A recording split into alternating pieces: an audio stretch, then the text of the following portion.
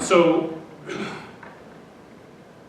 unfortunately, when the Hamilton rolled out, you guys didn't get real great kind of ventilator-specific training. So this is going to kind of be a combination of ventilator-specific stuff on the actual ventilator, more stuff on the actual ventilator as opposed to ventilator theory.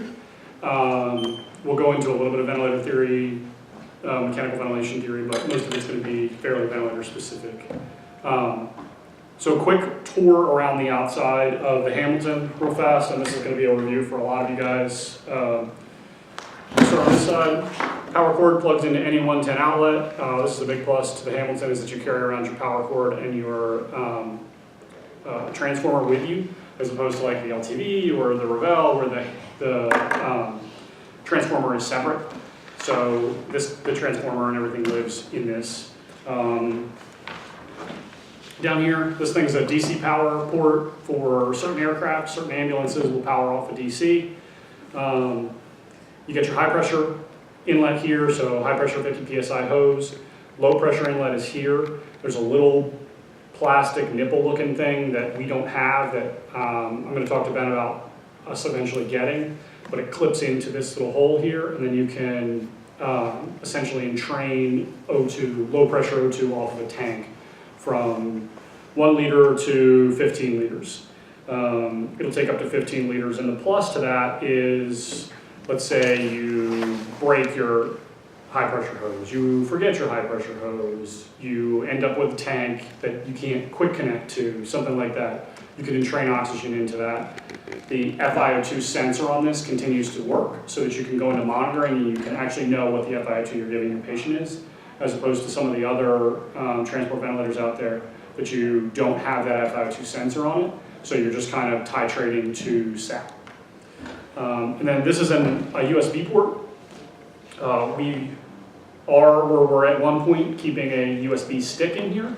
If you keep a USB stick in here, you can take screenshots directly to it of whatever's on your screen. So eventually, I believe we're going to start keeping a USB stick back in here so that we can do that. The other thing that this does is it will power certain USB accessories. I have not tried to plug my iPhone into it. It may charge your iPhone, I'm not 100% sure, but I know that it will power an Aerogen ultrasonic nebulizer. The continuous ultrasonic inline nebulizer that we use for certain things, this will actually power that. It has a USB cord, essentially, for it that you can plug into there. In the back, data port for them to do PM stuff off of. Behind here is a HEPA filter. This is like just a little scrubby kind of first filter. There's a HEPA filter behind this box. The big thing to remember is that the reason that the handle is shaped the way it is this is your air inlet for your blower, and it's to keep it from sealing off. Because you seal that off and you can't get air in for your blower. Right around this side, inspiratory limb, if you will, inspiratory outlet port, or expiratory valve fits in here, and we'll talk about that in a minute. You have 2 pressure lines, pressure and flow sensing lines, and then this is your nebulizer. You will most likely never use this. We're using the Aerogen ultrasonic nebulizer to do our medication nebulization. This doesn't work real well with the coaxial circuit because you have inspiratory and expiratory flow going through the same hole. So it only powers on inspiration. So it's like taking a neb and turning it on and turning it off and turning it on and turning it off and turning it on and turning it off. It doesn't nebulize real well. So it's kind of less than ideal for that. Then the front. Power button. A day-night button to change it between day and night contrast on your screen. A lock button to lock your screen so that you don't bump it. It's a touch screen, so you could essentially bump it and change something, or push a button of some sort. This is an inspiratory hold. It looks like a set of lungs. It'll do an inspiratory hold for you. If you want to recruit, if you want to get a true solid plateau pressure, then you can do an inspiratory hold there. The ventilator does a really good job of getting you plateau pressures and static pressures without doing a true inspiratory hold. And I've compared the two, the rolling monitoring and doing a true inspiratory hold, and they're pretty darn close. In fact, they've been 100% every time I've done it. This is an O2 flush, kind of that 2 minutes of O2. You roll your patient, you're going to suction them, whatever. You give them that O2 in the ICU. That's what that is. This is your screenshot button. So you push that, and it shoots a screenshot of whatever's on the screen to your USB stick. And then this last button here is your nebulizer button, which I said we're probably not going to use. And then the most important button on the whole ventilator, the silence alarm button. And then this is your scroll and kind of navigation wheel. It scrolls and it clicks. And you'll kind of see the function on that in just a second. Last thing down here on the front, 2 batteries, 3 hours per battery. One of them is locked in, one of them is hot swappable. We are not carrying an extra battery because if we go through 6 hours of battery and don't have somewhere to plug the thing in, something has gone extremely sideways. Between the ambulance and whatever facility and all of that, we're not carrying an extra battery, but you got 6 hours of battery life in your hands. Okay. All right. So we're going to fire it up, push the button, takes a second to fire up.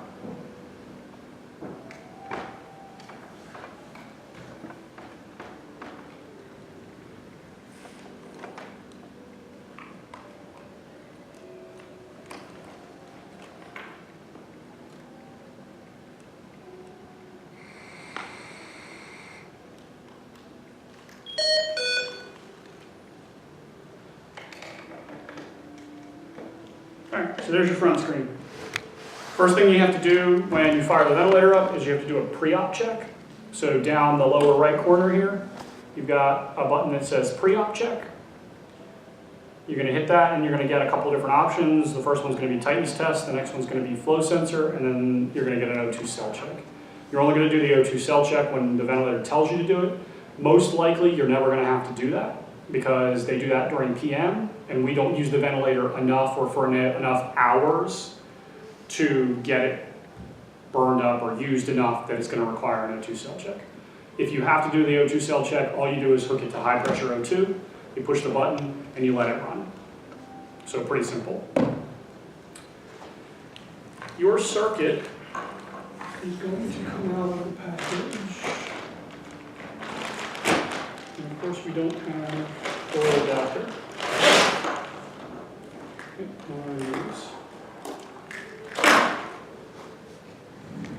Well, that's unfortunate. I'm going to tell you how to cheat it. So what you're going to do is you have to do a tightness check and a flow sensor test. So the first thing you're going to do is put your circuit on. My advice is the circuit's going to come out of the package roughly like that, with the expiratory valve on the expiratory side of your circuit. Go ahead and take it off. All it does is twist and come off. Big things to look for is make sure that this rubber diaphragm is sealed on here and not like kind of cattywampus or has come off. It falls off pretty easily, and particularly if you yank your bag open, it will come flying off. So what you want to do is you want to make sure that that's on there and sealed. Excuse me. You're going to put it into a hole in the side of the ventilator for your expiratory valve, and you're going to twist it and it'll lock down. It should clip in there pretty tight and it should be locked in. That's another thing that will end up happening is this will kind of get cross-threaded, or you'll twist it in and it's not there, and then it's not seated. So go ahead and put it in. It should take a little bit to get it locked, and then pull on it and make sure it doesn't come out. Okay? And then what you're going to do is you're going to take, as long as you haven't twisted the elbows, when you take it out of your package, you're going to take and hold it in your hand here, and you're going to face the O2, or not the vent tubing towards the front of the ventilator. Your expiratory limb is going to fit on there, and your inspiratory limb is going to fit there. Okay, and then you're going to take white to white, and blue to blue, or clear to white and blue to blue, onto your little sensor prongs. Okay, so that is the circuit installed. Questions so far? Okay, good. All right, so you're going to go back to your pre-op check. You're going to click pre-op check. You're going to click tightness check. What you're doing when you're doing tightness check is you're making sure there's no cracks or leaks in the circuit. You're pressurizing the circuit, so you're going to hit tightness. First thing it's going to say is disconnect patient. It's going to blow some air through there. It's going to say tighten patient system. You're going to cover this and seal it. You'll hear it pressurize the circuit. You'll kind of see the circuit expand a little bit. It's going to dump the expiratory valve a couple times. And then it's going to say connect patient. So you're going to take your thumb off. I don't know why it doesn't say occlude and unocclude, but it says disconnect patient and then connect patient. And all that is making sure that you don't have any cracks or breaks or something's loose in your circuit. Every once in a while, and it's pretty rare, but there'll be a crack in your flow valve right here where these two sensor lines come in. You'll never see it, but when you do the tightness check, you'll either hear a leak or it'll fail. A tightness test failure is a failure of the disposables. The odds of the tightness test failure failing as a result of something inside the ventilator are extremely rare unless somebody threw this across the ambulance or chunked it out of the back of a moving ambulance or threw it off the helipad. You would have to break something pretty seriously inside the ventilator for it to fail. So most likely your tightness test will be a failure of your disposables or a seal. Make sense? All right. So your next test, pre-op test, is a flow sensor test. So what you're doing with the flow sensor is this is your flow sensor. This little blue thing is your flow sensor. What it does is it senses flow and pressures, both inspiratory and expiratory. So you need to calibrate the flow. You need to basically tell this sensor, this is 5 liters, this is 10 liters, this is 15 liters. So think about it, you've got inspiratory flow going this way and expiratory flow going this way when it's connected to the patient. So the first thing you're actually going to do is you're going to calibrate the expiratory flow by turning this flow sensor around. So the first thing it's going to tell you to do is disconnect patient, and then it's going to say turn flow sensor. And when you're cheating it, what you're going to do is you're just going to hold it really close together and get a good seal. And it'll blow and then it'll slow down and you'll hear it progressively ramp up. There is a little adapter that comes with the circuit that you can put on there that basically makes you not have to hold it like this, but all these training circuits are missing that adapter. And we'll talk about what to do with that adapter once this finishes. So you heard it progressively ramp up. It's saying this is 10, this is 15, this is 20. It's not 10, 15, 20. It's like this is 25, this is 50, this is 100 liters a minute. But what it's doing is it's calibrating that as it goes up. The little adapter you just put on the end here, and what it is it just adapts it to be able to fit back on here. You flip it and you connect it, that way you don't have to hold it, but you can cheat it. What you'll do is you'll take that adapter off because you don't want that in your patient. You can't have it in the patient. It won't hook to the ET tube. Take it off, pop your clear line, pull your clear line off, put your clear line through that adapter, and then put your clear line back on and it'll hold that adapter on. Because the adapter comes clipped right here with like a little clippy thing and you bounce it on something that's going to come off. That's the reason none of them are on the training circuits. You will probably never ever need that again, but if you don't put it here, you'll need it again for some unknown reason. Murphy's Law. Questions about that? All right. So you guys will all do that. Anybody who hasn't done that, we can do that after we're kind of done with the class. But we'll do that at some point and you get hands on all that. All right. So this is your front screen. Test this along on here. This is your start screen. A couple things on your start screen that are important here. You get 3 kind of quick presets that are on here. On our ventilators, we've gone in and changed these to they're customizable. So ours says PRVC, APRV, and PCV. And I'll explain what all that means. PRVC is not an actual mode on the ventilator, so that throws some people off.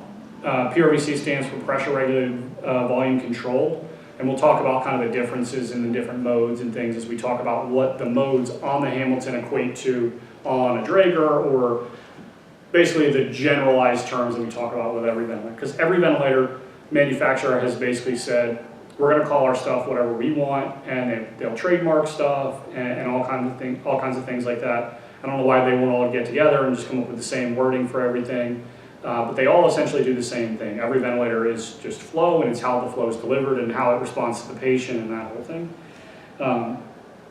So a couple different things here with that, and then you've got a male, female, and a height. You want to make sure that you do that for every patient, because number one, it gives you ideal body weight, and that's what we ventilate off of. Number two is it sets some presets in the ventilator as in response to that, particularly in your PRVC volume targeted modes. It defaults to 8 cc's per kilo. If I go in and change this, the tidal volume right now is set at 570. If I go in and set this to somebody who is 55 inches tall, so somebody who's 5'5", it goes down to 310. So it reacts to that. It also changes some alarm parameters in response to that. Okay, so if you try your best to set an ideal body weight for every patient. Questions about this front screen? Okay. Now for pediatrics, you can set it more based on weight for the little ones? So if you take this down to pediatric level settings, so let's say we take it to 20 kilos. It's a 5.6, or 20 inches. It's a 5.6 kilo ideal body weight. It takes it down to 45. So it reacts differently when you get down to lower tidal volumes. It gives you more volume. And for kids, we typically want to set, what I would honestly do for kids is dial that height to whatever their body weight is and just go off of that, because their ideal, we typically will set their ideal to whatever their actual body weight is. I know kids are getting fluffier and fluffier, but for the most part, most of them aren't morbidly obese just yet. I'm sure their parents are working on that. A couple things on the front screen here. Tools. You've got a high pressure, low pressure. This is how you move between high pressure and low pressure with the little nipple thing. Configurations is a way you go in and change what you want. Events gives you all the past events on the ventilator back. We're supposed to start ventilating. Tools. Events. Goes back down.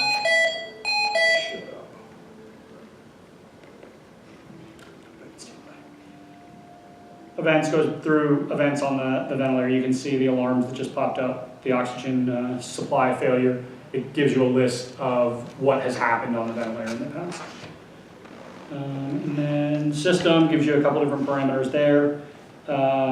Back to your pre-op tests, sensors, and then settings. You can change how loud it is. You can change day, night. You can change the day, the time and stuff. All right.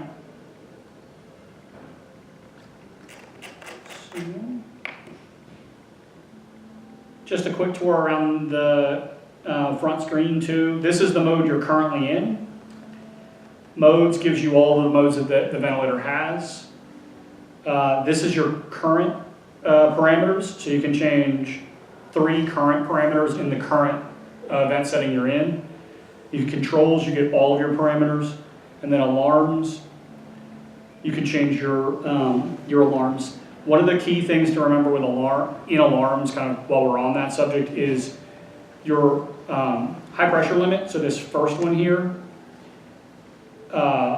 is your high and low pressure. Your high pressure limit, whatever you set it to, the pressure limitation for the ventilator is 10 centimeters of water pressure below whatever you set it to. You'll see that in just a second. Questions so far? Everybody tracking? All right. So, now we're going to do a little bit of drawing.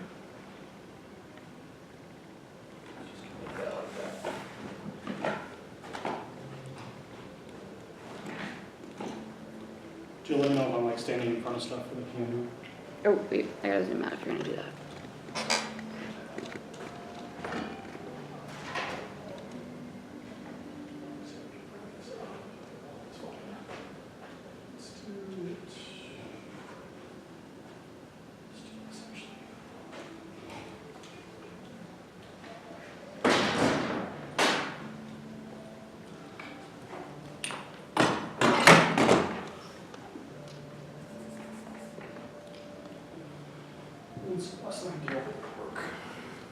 All right, so you basically have, and anybody who came to the Ed Day has heard me say this before, but this will equate to the ventilator. You basically have 6 choices for mechanical ventilation. What are they? What are your 6 major things that you pick on the ventilator as you set somebody up on the ventilator? Volume, Okay, so pressure. how the breath, either volume or pressure, yeah, so how the breath is delivered, right? So pressure control or volume control, right? What's the next one? Rate. Okay, rate, O2, FiO2. FiO2.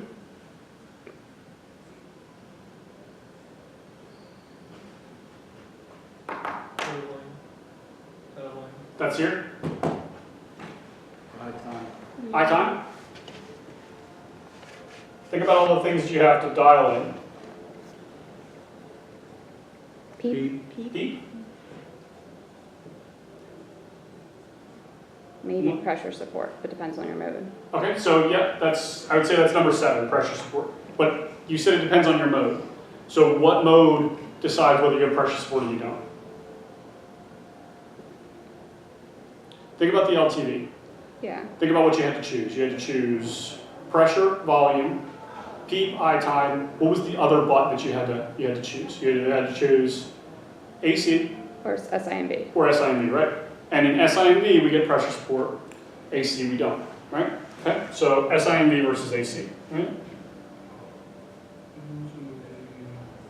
AC. Tracker? So, we should have rag. They're on the wall, right by the screen. The Is that- screen up. Is that erasers? No, that's a That's camera. Oh.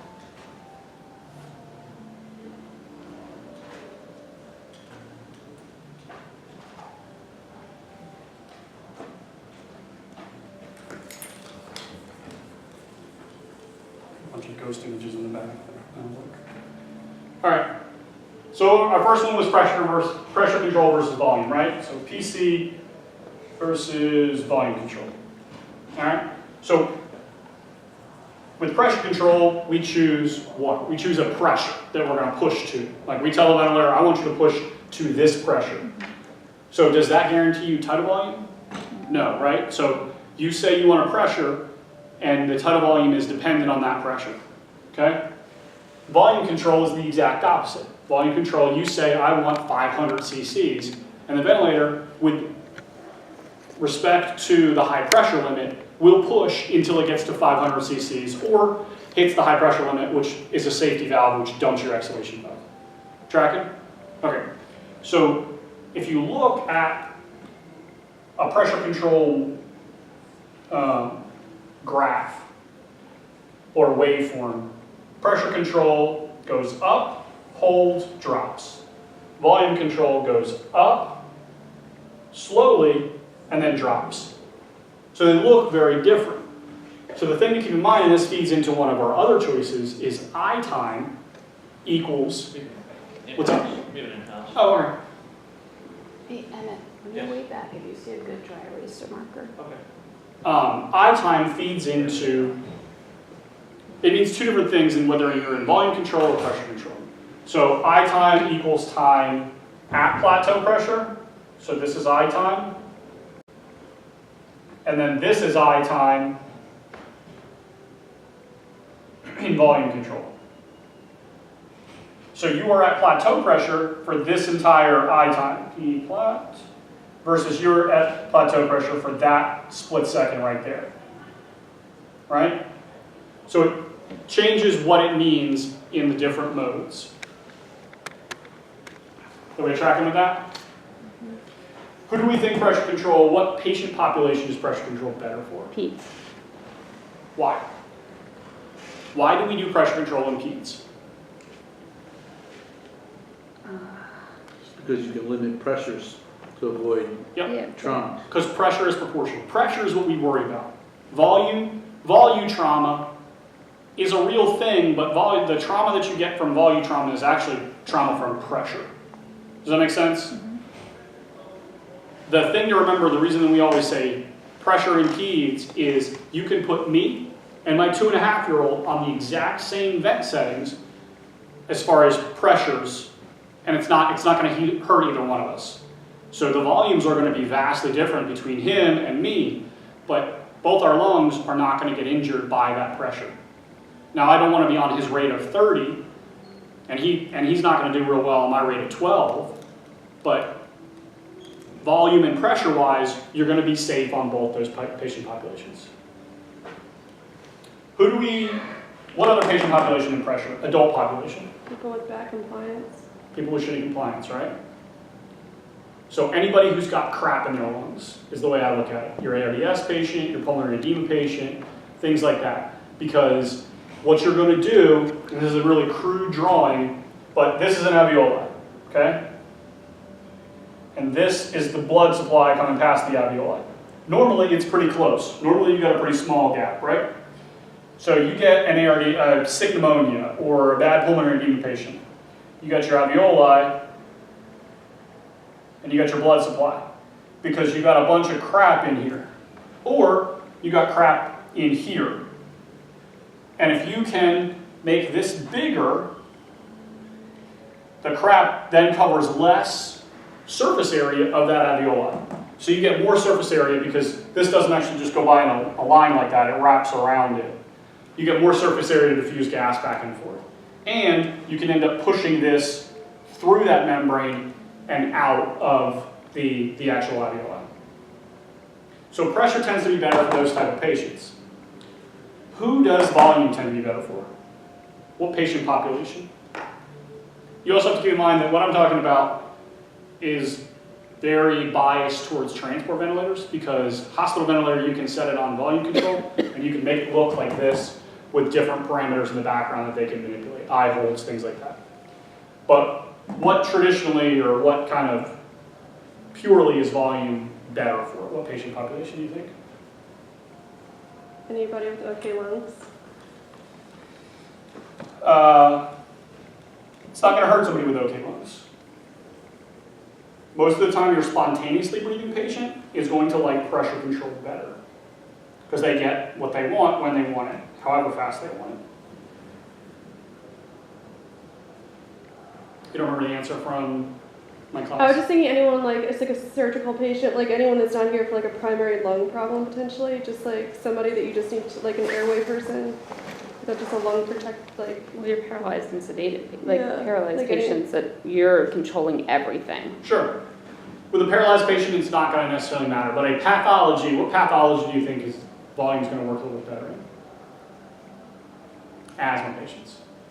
So you've got somebody whose airway is really constricted, and now you're trying to push air through really, really fast. Because if you think about all we're doing when we're running the ventilator is we're controlling flow. We're controlling how fast that flow goes in. Pressure, we say, have your flow real fast, hold there, and then we're going to dump your exhalation valve. Volume, we say, have your pressure, or have your flow slower. Because what you say is I want 500 cc's of tidal volume. And I want to give it over 1 second. The ventilator says, okay, I only need to push at 30 liters a minute to get 500 cc's in 1 second. So it pushes at 30 liters a minute to get there. Versus pressure says you want to get to 20 and you put the rise time or the ramp in, it's going to get there as fast as it can, or as fast as the lungs will allow it to. This ventilator blows at something like 260 liters a minute. I think the Revell LTV blew it like 180. So this blows real fast. So now you've got a swizzle stick for an airway, and I'm trying to blow real fast through the back end. It's going to bounce back, and you're going to get a high pressure. And then the ventilator is going to say, well, I met my pressure. I did what I was supposed to. I met my pressure, and it's going to dump the exhalation valve. You're going to end up with a volume of 50, or a volume of, in the case of the PEDS population, a volume of 2. Tracking? So volume tends to work better in an asthmatic patient, or any restrictive airway patient. All right, what was next on our list? You can kind of see it in the ghost background here. Rate. Right? Rate is rate, right? How many times we breathe a minute? The only thing I'm going to say about rate is We tend to want to use a higher rate, lower tidal volume on most all of our patients because we want to use as little pressure and we want to not over distend the lungs. Volume is the bigger problem, or pressure is the bigger problem than moving the lungs a ton. You get into really bad ARDS, then you want to move the lungs as little as possible, and that goes into like APRV and things like that we're not going to get into today. All right? And for the most part, we always set the rate too low. And rate feeds back into minute ventilation, and minute ventilation and plateau pressure are to me the two most important concepts of mechanical ventilation, and we'll go over that in a little bit. Tracking? All right. Next thing we said is FiO2, right? So FiO2 is the percent of oxygen that we put in, that we're feeding into the patient. My only thing I have to say about FiO2 is try and put as little the lowest FiO2 possible for your patient. Try and use that because hyperoxia, we've proven, is not good for you. You can get oxygen-free radicals, and plus it saves your tank. The less oxygen you use, the less you have to tear through a tank if you get stuck on the side of the road, because our ambulances never break down. You have not wasted a bunch of oxygen for no good reason. Plus, it's better for your patient. There is a PEEP FiO2 scale that feeds, okay, at this PEEP you should be at this FiO2, and they kind of step up in concert with each other. And that's kind of important to think about because your oxygenation side of your ventilator settings is PEEP and FiO2, and your CO2 ventilation side is rate and tidal volume, or rate and pressure control. What was it? I time. We talked about I time already, and then PEEP. Once again, PEEP kind of feeds back into your oxygenation. Don't be afraid of PEEP. PEEP, we set PEEP as a pressure. It's really a volume. It's preloading the system. So I take a McDonald's straw and I stick it through your vocal cords because I'm going to save you and I'm going to make you better. The first thing that happens when I do that is I then open up your lungs and your thoracic cavity to atmospheric air. So then you lose your functional residual capacity. It essentially comes flying out. So now I need to give that back to you. So you're preloading the system. It's like blowing into that balloon, and it's really hard at the beginning to get that balloon to go up, and then it gets easier. Same thing. We want to kind of keep it beyond that lower inflection point. Make sense?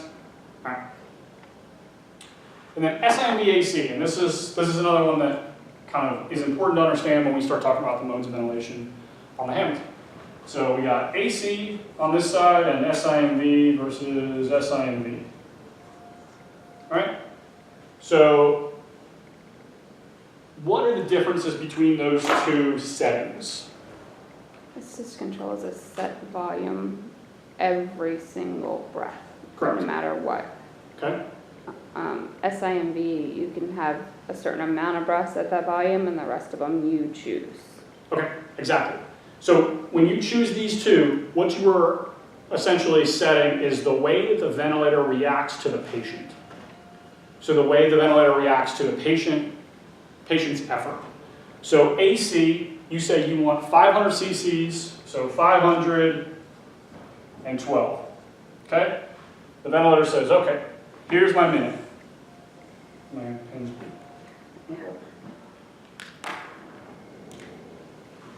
Here's my minute. Okay? Rate of 12. I need to breathe 12 times every minute, which means that every 6 seconds, every 5 seconds, I need to give a breath. So it says, okay, here I'm going to break this into 5 seconds, there's 5 seconds, there's 5 seconds, there's 5 seconds. So each one of these blocks is 5 seconds. So it says I need to go one breath in every single one of these blocks. So you get a breath, you break the barrier, you get a breath. You break the barrier, you get a breath. Okay?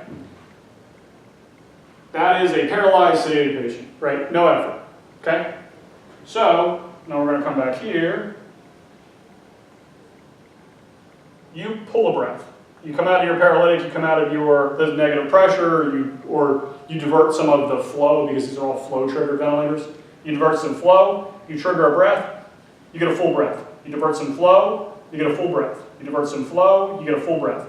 Every single one of those breaths is 500 cc's. Okay? That's AC.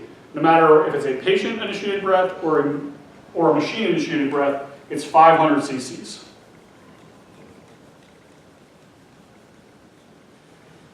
SIMV says, same thing, you wanted 500 cc's at a rate of 12, so I'm gonna break it into those same 5-second blocks. You get a machine-initiated breath, and then it goes, you broke the barrier, you get a machine-initiated breath. You pull negative pressure or you divert some flow, you get a machine-initiated breath. Up until this point, it's AC, right? So now, you decide you're gonna breathe again, you get a pressure support breath. And you breathe again, and you get a pressure support breath.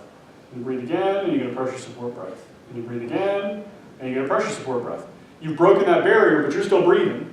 So you broke the barrier here, you still get your pressure support breath, your exhale, you draw some flow, you get a full support breath because the first breath in that block is a full support breath, which is why in SIMV you can guarantee a minute ventilation of whatever. If it's 12 and 500, it's 5-6 liters.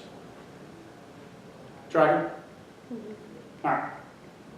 So now the thing to remember is you get a full support breath, you pull some flow, you get a pressure support breath, you break this barrier, you get a full support breath. It will wait the entire block and then give you another breath.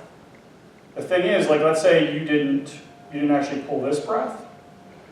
It will wait an entire block and then it will give you a full support breath. So it will wait the entire time. And I can show you that on the ventilator when we get it fired up. Everybody tracking? All right. So that's our ventilator 101 kind of vent theory chunk of this.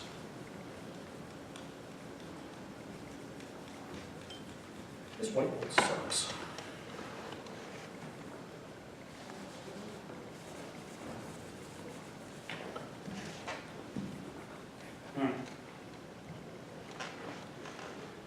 So,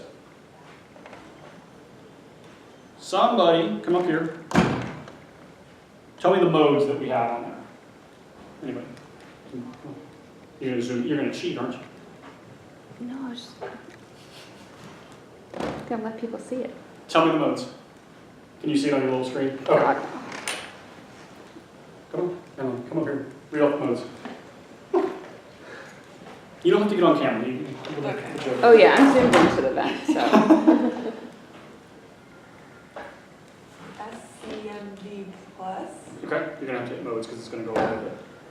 So SCMV plus, right? Mm-hmm. S in parentheses, right? Yeah. CMV plus. SIMV plus. SIMV plus. PCV plus. PCV plus. PSIMV plus. PSIMV plus. Spontaneous, yep, you're right. Duo PAP. Okay, we're gonna skip dual PAP and APRV. Okay. Okay? Next one you see is ASV, right? ASV. We're gonna skip that one. Non-invasive. Okay? And then non-invasive ST. So NIV and NIV ST. All right, so these are the modes that we kind of care about. You heard me tell her we're going to skip 3 of the modes on there. Dual PAP, APRV. We will use APRV, but I'm not going to go into that today because APRV equates to APRV on another mode. It doesn't, like, it's either APRV or bi-level, and we won't get into kind of all of that. The other 2 that are on there that we're skipping is dual PAP. Dual PAP is an active exhalation valve type of setting that we're not going to be using and we won't be seeing. Nobody's using it around here. And then the other one that I had her skip was ASV. ASV is a proprietary mode of ventilation to Hamilton. ASV stands for Adaptive Support Ventilation. And what it is it's an intelligent closed loop mode of ventilation that feeds back on itself and adjusts the ventilation side of the ventilator. So it will adjust eye time, tidal volume, pressure control, rate, all to achieve a minute ventilation that you set based on ideal body weight. It basically sets 100 cc's per kilo of ideal body weight as the goal for 100%, and then you can take it anywhere from, I think it's as low as 75% up to 300% of that ideal body weight, or that goal minute ventilation of 100%. We're not going to go into that. The hospital has said not to use it. I think it's a half decent mode of ventilation. if you understand mechanical ventilation well. The best way I have to describe it is if you get on a flight somewhere at BWI, that plane is on autopilot from the moment it leaves the ground to the moment it hits the ground. The pilot is literally just sitting there watching the plane fly itself. If you've ever landed somewhere like Seattle or here when the visibility's crap, it's called a class 3 approach, and literally the aircraft will land itself. It slows down, it puts the landing gear down, it does the whole thing by itself, but the pilot has to know what's going on and be able to monitor the instruments enough to go, something's not right, and then take over. For ASV, it's the same thing. It's kind of an autopilot mode of ventilation, but you have to know what it's doing and how it's doing it, or you can get yourself into trouble. Make sense?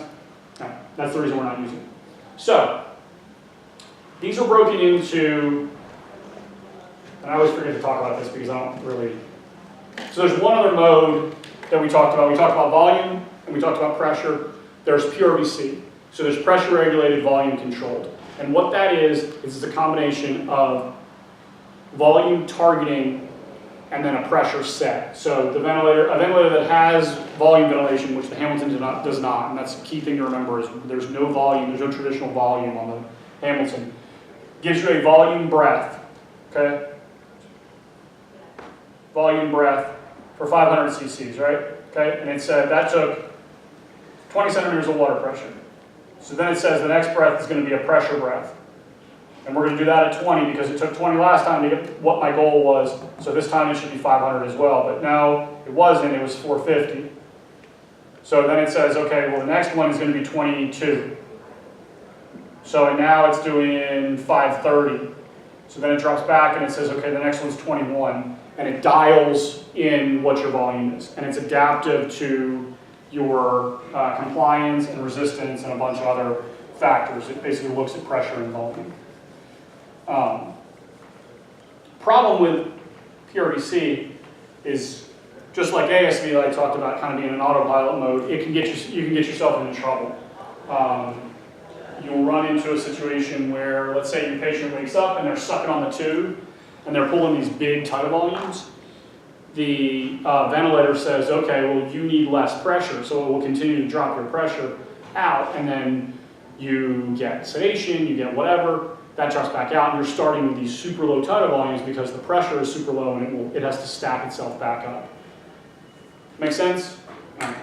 So, like I said, the Hamilton will only do pressure modes of ventilation, and PRVC is a pressure mode of ventilation. So keep in mind, your two options are either PRVC or pressure control. If you look at the modes, they're broken off kind of sub-menu. Put it back in the middle. Sorry. Is that good? Okay. They're sub-menued into volume controlled adaptive modes, pressure control, biphasic, intelligent, and then non-invasive. So the big thing to remember is your top two are volume targeted modes. So there's a line there, and then there's a line there. Volume targeted modes. So what do we think, based on our 6 choices that we have on other ventilators, what do we think CMV plus is, SCMV plus? What does that equate to? You have to pick 2 things, right? You have to either pick, is it AC or SIMV, and is it pressure, volume, PRVC? AC. Okay, so CMV plus you think is AC? Everybody agree? Mm-hmm. All right, so AC. AC what? AC pressure, AC volume, AC PRVC. PRVC. What is it? I think it's PRVC. PRVC. Everybody agree? All right, so yeah, AC PRVC. Okay, what's SIMV plus? SIMV. SIMV, PRVC, right? Right, so these are all, the volume targeted modes are PRVC modes, right? Okay, so what's PCV plus? AC pressure control. AC pressure control. We just got all the answers. Okay, PSIMV, Bridget? Pressure control, SIMV. SIMV pressure control, right? Okay. What's spontaneous? like pressure support. Okay. Anybody else have any guesses or no? CPAP? So it's BiPAP. It's BiPAP. It's intubated BiPAP, essentially, right? So it's CPAP plus pressure support. So it is CPAP plus pressure support, which is also referred to as BiPAP. Okay? Without leak comp. Okay? So it doesn't compensate for a leak. This ventilator will compensate for a humongous leak, something like a 60 liter a minute leak that it will compensate for, without alarming or bitching or like having any kind of problem keeping up. Spontaneous will still keep up, but it will alarm at you that there's a leak because it's assuming that that's on a trach or an ET tube. It's assuming that it's on an invasive airway. NIV? BiPAP? Okay. These answers aren't hard, I promise. I'm not trying to trick you. Okay? NIVST. CPAP? Okay, so BiPAP with a rate.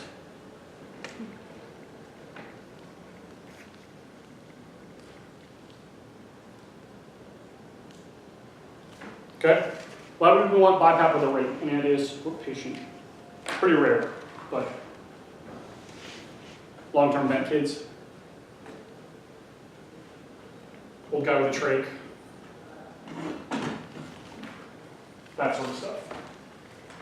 Anybody who you want to put kind of need a little help keeping up their minimum ventilation? All right. Questions so far? All right. So,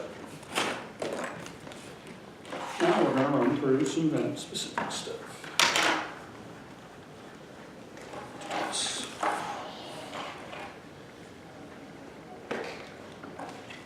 So one thing that I just realized I didn't mention is there is another circuit. So this is the adult ped circuit, the coaxial adult ped circuit. So it's called an adult ped circuit because on paper it will go down to a 30 cc tidal volume. It will go up to a 2 liter tidal volume and as low as a 30 cc tidal volume, or 3 kilos. They say it will go down to a 3 kilo kid. In talking to the Hamilton reps, they basically had, the guidance from them has been anything less than 10 or 15 kilos, use the neonate circuit, use a smaller circuit. And I forgot to grab one and bring it up. But the gist of it is it's a dual limb circuit, it's 2 limbs, it's a lot smaller diameter, it's a lot more rigid, so it has less distensible volume, so it gives less. And it will do a much, much better job on smaller tidal volumes and higher pressures because it is more rigid. It will go from a 3 cc tidal volume up to a 300 cc tidal volume. The big difference also is that the flow sensor is a lot smaller. This is a 12 cc dead space flow sensor. The other one is a 1.2 cc dead space flow sensor. So you figure if you have a 3 cc tidal volume and you have a 12 cc dead space flow sensor, kind of defeats the purpose. They're just rebreathing everything inside the flow sensor. And also keep in mind that anything you put beyond this point right here is dead space. So you're adding anything in there. What else was there? I guess that's all I was going to say.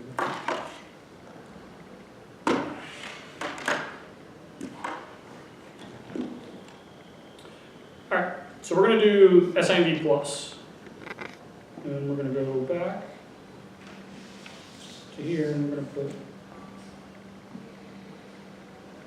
a real tidal volume in.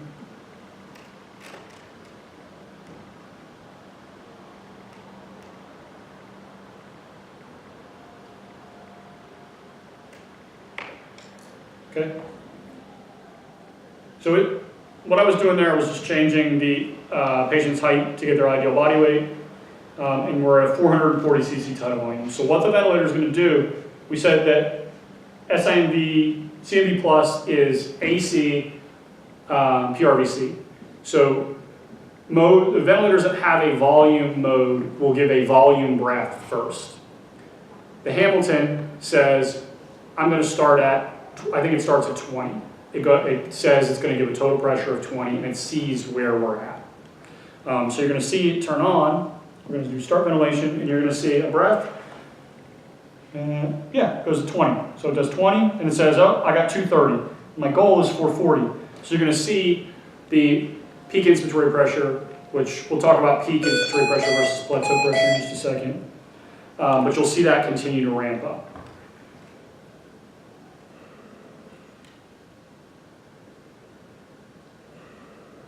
So it went up 2.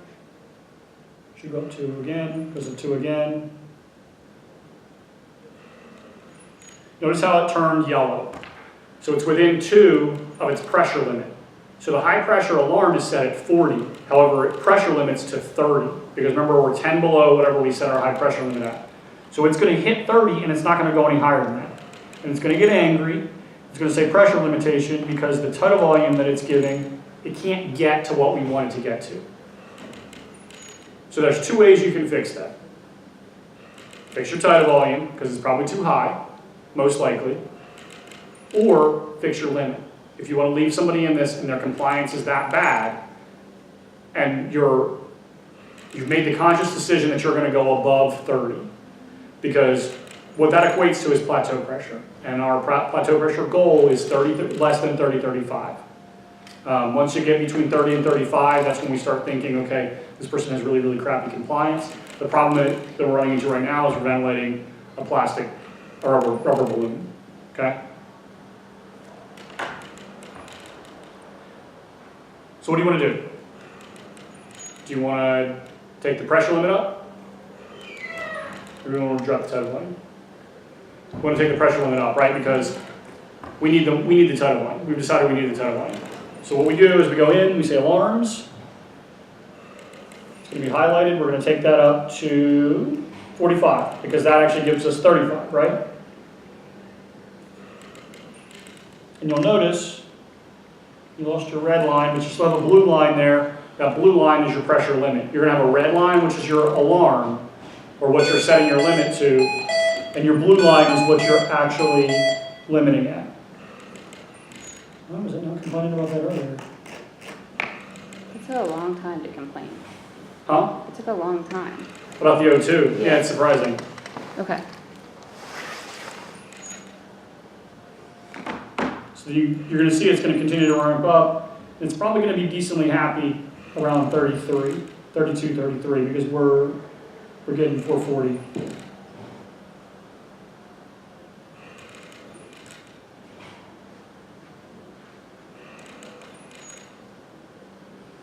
Does that make sense? Mm-hmm. All right. So that's PRVC. That's how the vent does PRVC.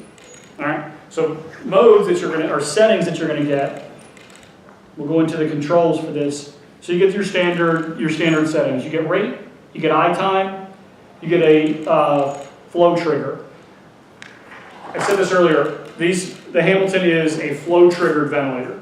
So old school ventilators were pressure triggered. You had to pull negative pressure. So a lot of times you had to pull through whatever valve, and you actually had to pull negative pressure, which was hard to do. Now you just have to divert flow. So there's, I believe, 3 cc's a minute running through this circuit constantly as what they call bias flow. It's a flow that the patient can draw from. So they divert that. They divert up to, in this case, it's 5 cc's. Or 5 liters a minute. If they divert 5 liters a minute, it triggers the breath. 5 liters a minute is very minimal. It's pretty easy to trigger a breath for the patient. If you ever are on the ambulance and you're bouncing down a really bumpy road and you see a bunch of false triggering, one of the things you can do is go in and take your flow trigger up to take it to 10. Most likely our patient's not going to be breathing spontaneously. My goal always is to have our patients pretty well snowed. I don't really want them to remember my ugly face and having to bounce down the crappy roads in Baltimore. So we typically will sedate our people pretty well. So they're not taking spontaneous breaths anyway. So it doesn't really matter that much. But you can take that up and it will negate some of that false triggering. Other options you have are tidal volume, heat, and oxygen, right? Pretty simple. So the one thing I want to talk about is ramp. So ramp is how fast the ventilator pushes to get to plateau or to get to the peak inspiratory pressure. Because on this ventilator, most likely they're going to be pretty close, unless you have some restrictive airway issues. So what it does, and this is why I've got this circuit on, is we're going to take the ramp and actually go back and do some. I'm going to take the eye time way up so you guys can see it a little bit better. I know it's inverse. Shut up. Don't care. So it will yell at you if you go inverse ratio ventilation. All right. So ramp is measured in milliseconds. So it's 100 milliseconds from the moment it triggers the breath to the moment you're on top. So if we take ramp and we turn it down to 0 milliseconds, it's going to go up as fast as it can. So I want you to watch that. Okay? Now we're going to take ramp up extraordinarily high. So 0.82. So for the 2 P's nurses in the room, that's longer than a lot of your eye times, right? Mm-hmm. So, and the nice thing about the Hamilton is it will not actually allow you to put your ramp higher than your eye time. As opposed to the LTV or the Revell, which had a 1 through 9 listing, and it wasn't actually in milliseconds, and it would actually allow you to put your ramp above your eye time. So you could actually, your ramp could be longer than your eye time, so you would never get to plateau. Be quiet. Quiet. Be quiet. All right, so I want you to notice the difference in how fast this is going up. The other thing I want you to look at is the difference in the waveforms. So that's your maxed out ramp time waveform. Looks a little bit like a volume waveform, right? So it's super slow the way it delivers it. It decreases the flow. So this is your flow. So it took the flow down to, let's look at monitoring. Inspiratory flow is 18 liters a minute. Okay, now we'll go back to the 100 where it defaults. So it defaults to 100 milliseconds.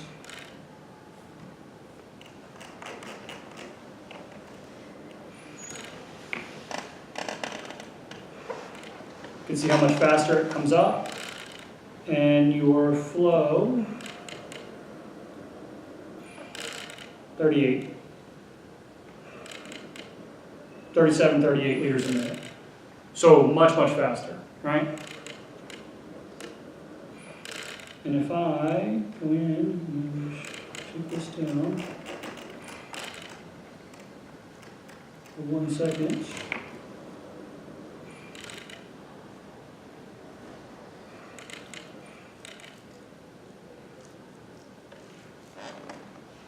Still pretty flat. It's interesting.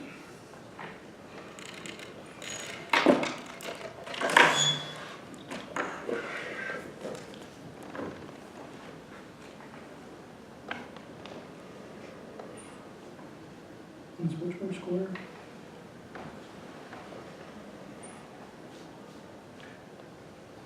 All right, so are we tracking there? This back.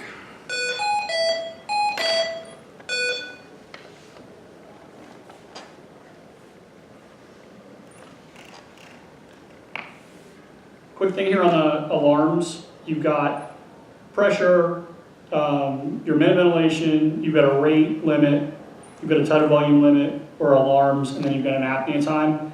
There's an auto button that will set your alarms above and below what you're currently getting. Don't use it. You will constantly be pushing the auto button because it sets it super tight to either side.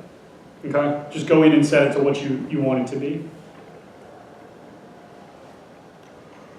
All right, so CMV Plus, big difference is you get a pressure support setting. All right, so what do we use pressure support for? Why do we dial pressure support in all patients? Spontaneous breathing patients. Okay, so pressure support only matters for spontaneous breaths. Why do we put it in?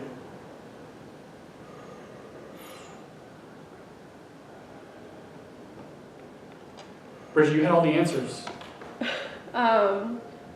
It gives them support on their patient-initiated breath. Okay, I don't know, I guess we're trying to let them flounder. I don't know.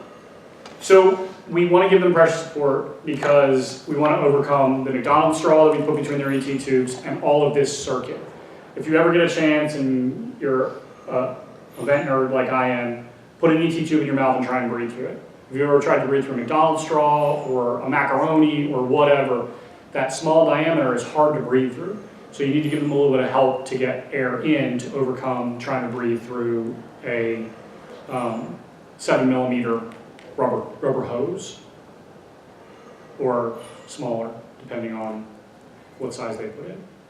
Track it? All right, last thing, kind of background menu that I want to talk about here is ETS. So back to our whiteboard here, or we'll do it on this one back here. Where did you go to? What's up? Where did you hit? Sorry. More.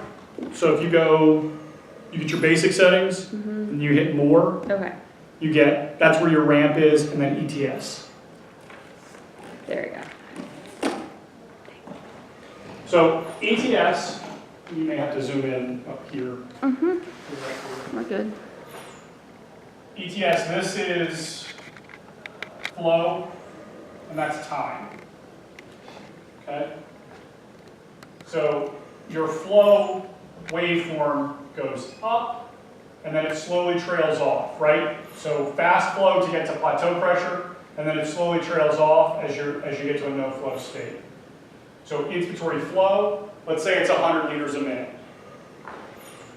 That defaults to a 25% ETS. So it will dump the exhalation valve or open the exhalation valve, allow the patient to exhale when this goes from 100 to 25. And then it's going to open the exhalation valve. So the big thing to remember there is if you have a patient, and this is really only applies to our spontaneously breathing patients, this is also really effective in non-invasive. If you see your patient trying to take a breath and they are still kind of trying to pull that breath when the exhalation valve opens, you need to take that out from 25% and take it further out and take it to 15%, because they're still trying to get air in. Now, if you see your patient trying to exhale against a closed expiratory valve, then you need to take that further back and take it to 35%.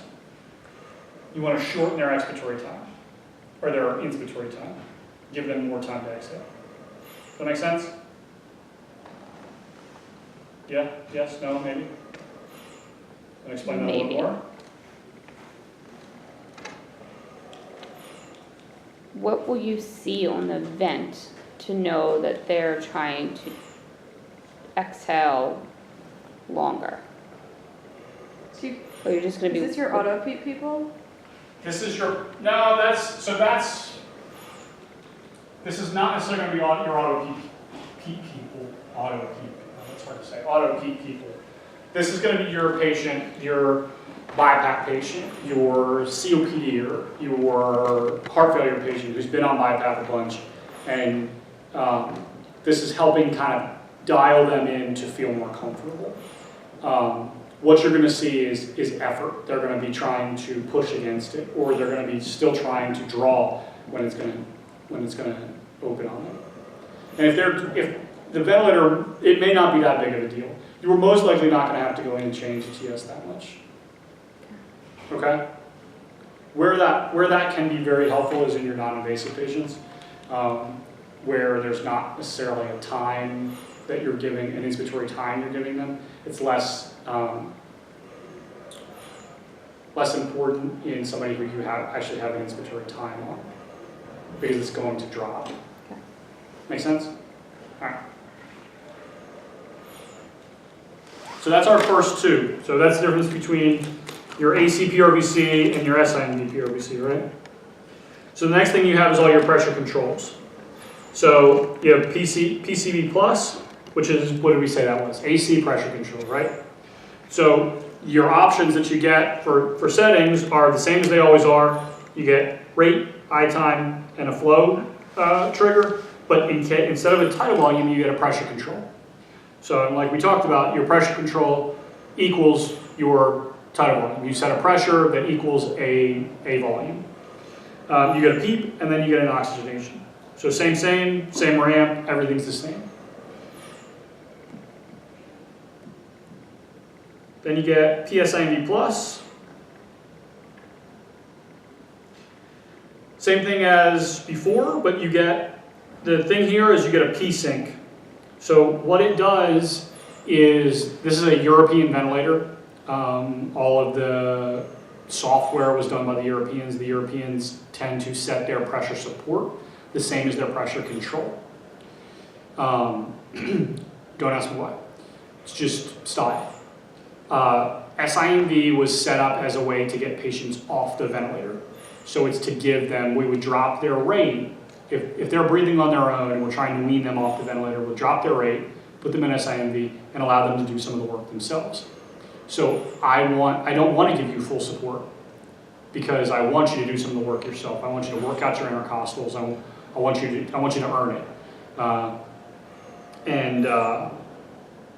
So the way you can change that is you go in and you hit the P-sync button and it turns it off. So your pressure support was grayed out when the P-sync was on because what it's doing is it's syncing it to your pressure control.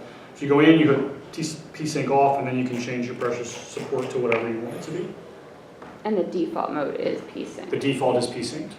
Yep, European ventilator. Swiss. Swiss.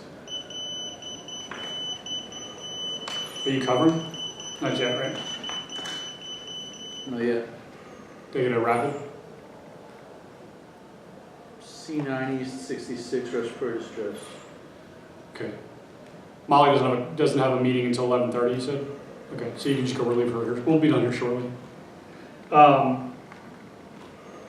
Yeah, it defaults on. Sorry, back to what your question was.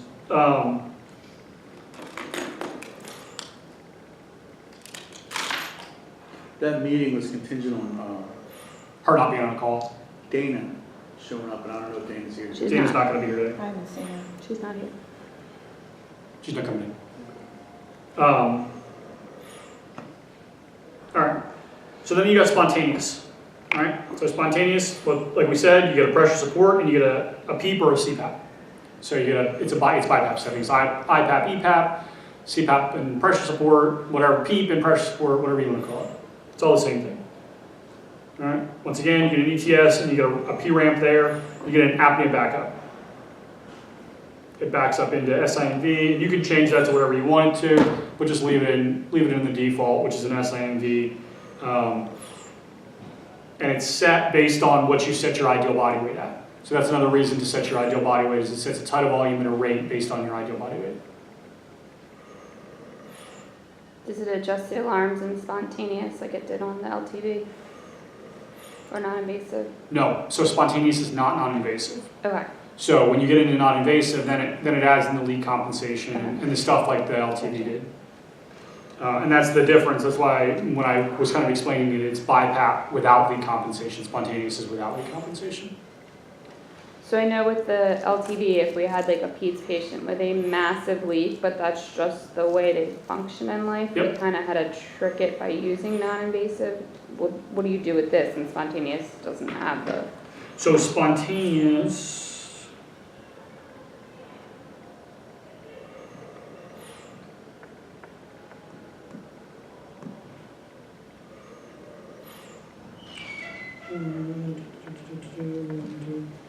Don't use spontaneous, use non-invasive. Okay. And non-invasive has a TI max, so an inspiratory max. So you're talking about a kid like a bronchopleural fistula or Yeah. a big leak. That will max an Okay. inspiratory time. Okay. That's how you're going to get that.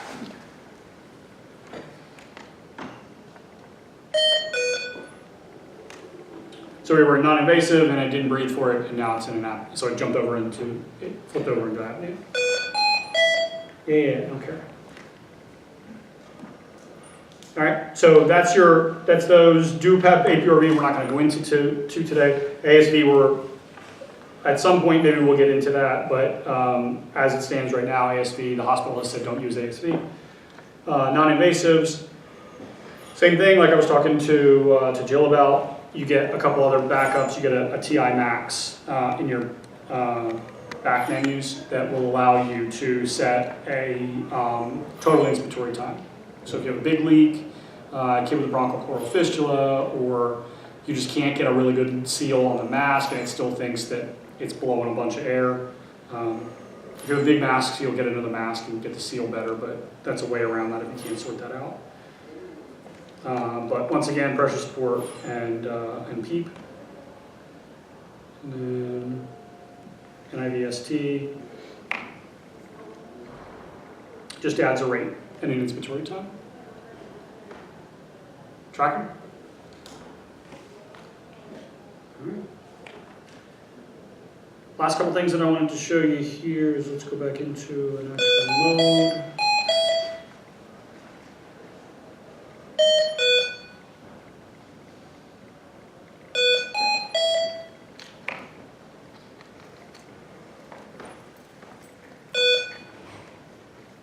Okay, so last couple things here, monitoring. You have a ton of monitoring data on here, and this is super helpful for kind of figuring out what's going on with your patient.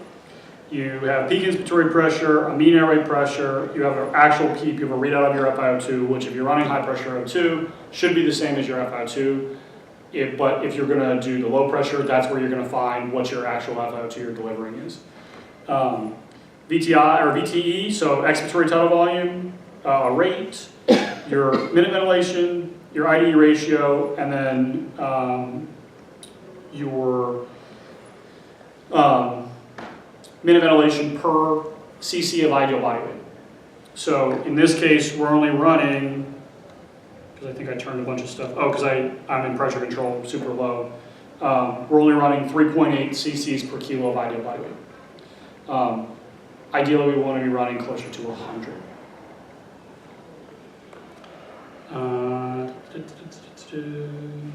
No, that's tidal volume. That's not minute ventilation. Ignore what I just told you. Page 2. You get an inspiratory time and an expiratory time, not in a ratio. You get an actual inspiratory time and an actual expiratory time. You get spontaneous minute ventilation and spontaneous rate. You get an inspiratory flow and an expiratory flow. You get a VTI, so this is what the ventilator is giving, and VTE is what's getting back. Is that averaging over the course of the transport, over the course What? Or is it, because you're saying that that's monitoring information, right? Yes. So it's giving you It's breath to breath. So you'll watch it change. This changes breath to breath. The one that is, I guess you could say, is kind of averaging over time would be your minute ventilation. It's looking at it over a minute. But this is breath to breath monitoring. Does that make sense? Okay. And then there's your leak. So right now we've got a 21% leak, and it gives you what that leak actually equals. And then page 3. Wait, how do you have a leak? Someone poked a hole in it, I think. The hole in it, or connection's not tight, something like that.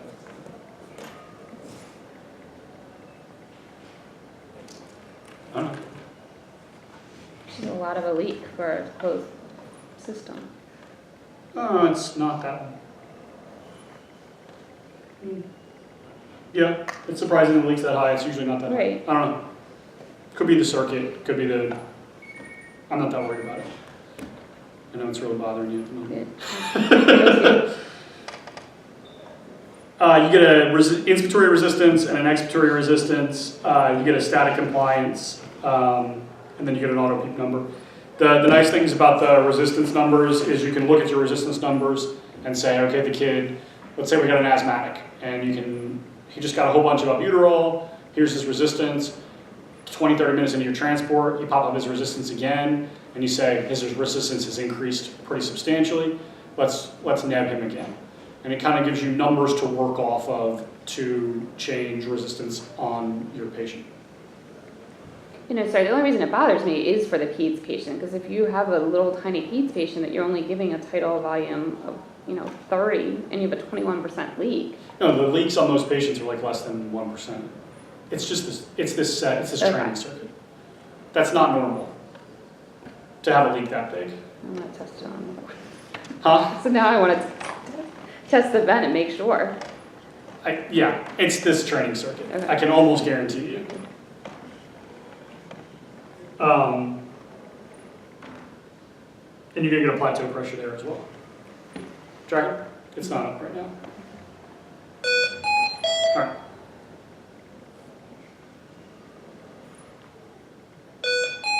And you got that all by hitting monitoring, correct? Yep. Okay. So you just hit monitoring, and then you hit monitoring, and you get 1, 2, 3 down the side. And what I said before is my practice has been to get the patient on the ventilator, get them settled a little bit, give them a couple minutes to kind of get used to the ventilator and get everything to kind of settle out, and then I will shoot these monitoring tabs as screenshots so that I have, okay, this is what I was getting when I left, this is what I was getting in transport, this was what I was getting when I turned over, type of monitoring data Screenshots where? onto the thumb drive that's going to be in here. Okay. Back to the meds training also that we were having, Yeah. and this as well. What is the hospital stance, or can we just take pictures with our phones of, Not according to AMR. What do you mean? well, can I take a picture of the phone, with my phone of that? And then, I guess there's no way, but even with that, like I could upload that in the meds. AMR said we couldn't though, because that was the same reason we can't just take a picture of the monitor. You can do that, and you can upload it, but it needs to be inputted into So that they can get the so that we can get out. the data I out. get that. But feel free to take as many pictures as you want and upload whatever you want onto Because it. I've done that a fair amount, I just don't know, like, I swear they said in the class we couldn't. Couldn't do what? That we could not put pictures of the equipment into our chart. I don't remember them saying that, I but don't Yeah, either. And no. but it just seems to I make don't know how sense you to me get that in in, there, though. like, especially like a balloon pump, just, yeah. Oh, so you couldn't take pictures with the tablet to put into the chart. That's what they said. Is that what it was? Mm-hmm. They told us we could take pictures with the tablet, I don't know why they would say you couldn't take pictures with a tablet. but someone said that they disabled a bunch of the cameras. But Yes. they said, they never said that we couldn't use the camera, that that's an Evan thing. Because they never, Well, then- they use the cameras Okay. all then over the it's United probably the States. best idea. So they don't know why Evan. But that doesn't, I mean, that's great that you got a picture of it and you can upload that onto the chart. And that's good because then you can say whatever, or you could upload these screenshots because they're just JPEGs. You can pull them off the thumb drive and upload them onto the med system. If we bring a thumb drive to work, are we allowed to plug one into the screenshots? That's, Because when we I would check with your management before you do that. yeah. So these vents are going to have thumb drives that belong to Express Care plugged into them Okay. after today. Okay. That my understanding was that was the standard, and I've talked to Ben about it, and Ben has said they must have plugged the wrong ones in. I don't know why they're not there. Does anybody in the room know why they're not there? Okay. After today, we'll find out why they are not there.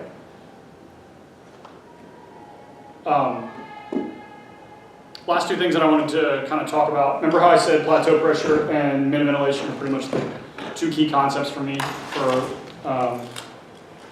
mechanical ventilation. Plateau pressure, the reason I say plateau pressure is the most important measure is peak inspiratory pressure. We talk about peak inspiratory pressure. Peak inspiratory pressure is what our high pressure limit runs off of. But peak inspiratory pressure can be affected by so many things. You put a 6-0 ET tube in somebody and their peak inspiratory pressure is going to be higher. They have some kind of a little bit of airway resistance. They have a plug. They didn't cough. They are heavy set and they've got a big chest sitting on their lungs. Their peak inspiratory pressure can be higher. Plateau pressure is what we care about because plateau pressure is what the alveoli see. And what we care about is what the actual alveoli are seeing. Minute ventilation matters because minute ventilation is what is actually happening to the patient over the long term. Tidal volume is great, but what's minute ventilation? How do we get to minute ventilation? Tidal volume times rate, right? So I can get the same minute ventilation by taking their rate way up or their tidal volume way up. And there's a bunch of different things that factor into how we get minute ventilation. But minute ventilation is what matters to the patient over the course of their treatment. And one of the neat things that you can do with minute ventilation, you can do it with tidal volume too, but it works a lot better with minute ventilation, is something called derivatives. And this goes back into, has anybody heard of Winter's formula? Yeah, but I don't. But you don't, yeah, me too. Until I started getting into this, I was like, I remember that from some class or taking it on, like, having to remember it for the CCRN or something like that. The gist of it is, Winter's formula, the dirty way to do Winter's formula is you take their Chem8 CO2, which is actually their Chem8 bicarb. I don't know why they call it CO2. I'm sure there's some reason, but I don't remember what it is. Their Chem8 CO2. So let's say their Chem8 CO2 is 15. You add 15 to it, and that's what their PaCO2 should be. It's a dirty way to do Winter's formula. And Winter's formula, what we're trying to do with Winter's formula is see if the patient is compensating appropriately. So you get a DKA patient. They're breathing 40 times a minute, right?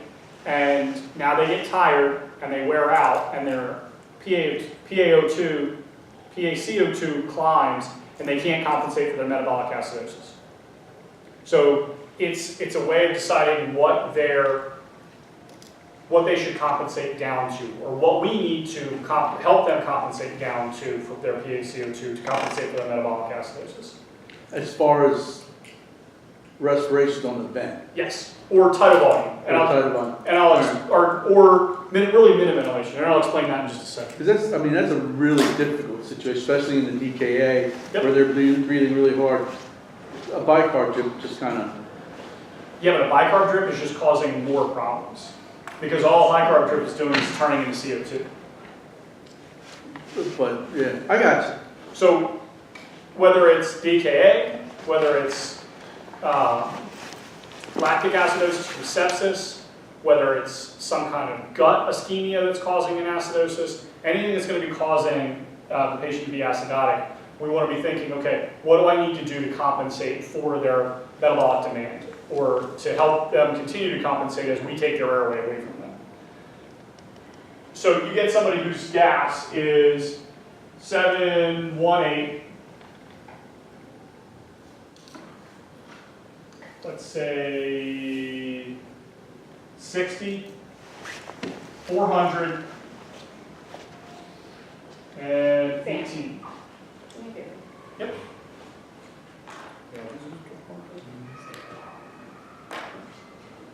Yeah, that's really horrible, isn't it? Probably just put that other thing back up here. Would it help if I use this other light bulb? It just, if it actually makes marks on the board, might be helpful.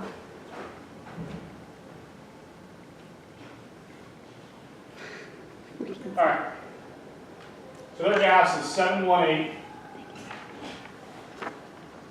60, 400, and 18. All right. So first off, turn their O2 down, right?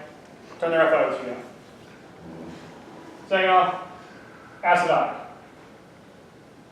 Are they metabolic acidosis or a respiratory acidosis? Kind of, if you look at this gas, they're mixed, right? So then you have to say, okay, what's wrong with them? What did we go for? If they're COPD, or maybe the metabolic is kind of secondary. If they're a DKA or sepsis patient, primary metabolic acidosis, right? So what you want to do is you want to then get their Chem8. So the CO2 on their Chem8 is 15. So the dirty way to do a Winter's formula is you just add 15 to it. Okay? So if it was 20, do I add 20? Nope, you add 15. The answer's all, and that's, here, we'll do 18, right? So you had 15. What's that equal? And the only reason I do 15 is I know what that equals, 30. 33. 33. So 33. So they should be blowing their CO2 down to 33 to compensate for their metabolic acidosis. So they're not doing it, right? They're not compensating because they're at 60, right? They're failing to compensate. So we need to help them compensate. So what we want to do is we want to get their 60 down to 33. So how do we decide what we want to do with them? Because we went to whatever hospital, and they just put them on standard vent settings because they're idiots like most of them are, right? So they're on a rate of, give me a standard rate that you might see somebody on. 15. Okay? So 15, and what's their total volume? 450. 450. All right? So what's that equal for their minute ventilation? I meant to say 500. So what's that equal for their minute ventilation? What's that equal for their minute ventilation? 15 times 500. 6 liters, right? Yeah. Am I doing that math right? What is it? 7.5. 7.5. 7.5. See, told you I was wrong. So 7.5. So that's our minute ventilation, right? So they, at a tidal volume, or a minute ventilation of 7.5, are breathing at 60. And we want to get it to 33, right? So we can use something called derivatives. We can take their current PaCO2, so 60, times their current minute ventilation, 7.5, and then we can divide it by what we want their CO2 to be, 33. So we do that math for them. In my head. I forget who was doing it in their head the other day. Sarah? I think Sarah may have been doing it. No, Dane was doing that in her head. 13.6. 13.6, right? Okay, so equals 13.6. So we need to take their minute ventilation up to 13.6. So how do we want to get their minute ventilation to 13.6? We can either do more rate or more volume. Most likely, unless they're pretty damn big, 500, too much volume. We're probably going to end up dropping their volume because we're probably overdistending, right? We're probably running plateau pressures of 33. So we need to give them more rate, right? So we need to take that up. So let's say we drop them to 400. What's their rate need to be? So do 13.6 divided by 400. Or do 13,600 divided by 400. 29. 29. So you put them a rate of almost 30. Or you give them a little more volume, take them to 450, and you can come down to 25 or something like that. Don't forget to fix your eye time. Yeah, well, we didn't set an amount of time, but yes, absolutely. You need to let them exhale. Is that what you're getting at? Mm-hmm. Yeah. Yeah, you absolutely need to let them exhale. Everybody kind of tracking on that? It's pretty useful. You can do the same thing with tidal volume. So instead of minute ventilation, you can put tidal volume in there. But then when you get it figured out, it tells you you have to put your tidal volume at 1,000 cc's. So it's more, to me, it's more helpful to do with minute ventilation as opposed to tidal volume. Make sense? All right. That's my class. That DKA it's a very interesting concept, and there's been a lot of people that have been killed by outside hospitals because they're breathing 40, Yep. and they intubate them, and they put them on a rate of 15, Yep, and and they're realizing that in 20 minutes they'll be dead. And they do, and that's the quick fix. Yes, you can do that, and that will work. If you get some absurd number, a bicarb drip will really help you as well. Oh yeah. A bicarb drip will help, but that's not fixing the problem. No, but it'll get you to your ICU. Yeah.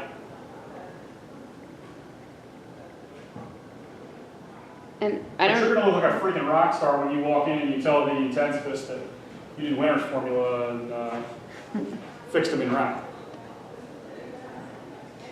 Or at least started to fix them in round.